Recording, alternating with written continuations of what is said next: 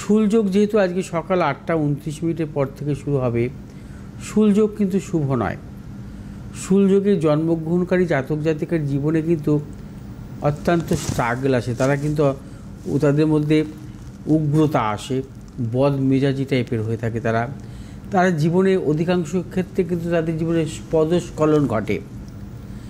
একটি কথা মনে রাখতে হবে, শুলযোগে জন্মগ্রহণকারী জাতক জাতিকার জীবনে যদি মঙ্গলের দশা, শনির দশা বা রাহুর দশা আসে, সেই সময় তাদের জীবনে কিন্তু প্রবলভাবে সমস্যা আসে, সর্বক্ষেত্রে ব্যর্থতা আসে, বিদ্যাক্ষেত্রে ব্যর্থতা আসে বা কর্মজীবনের দিক থেকে ব্যর্থতা আসে, ব্যবসা ক্ষেত্রে ব্যর্থতা আসে, অর্থনৈতিক উন্নতির ক্ষেত্রে অত্যন্ত স্ট্রাগল আসে।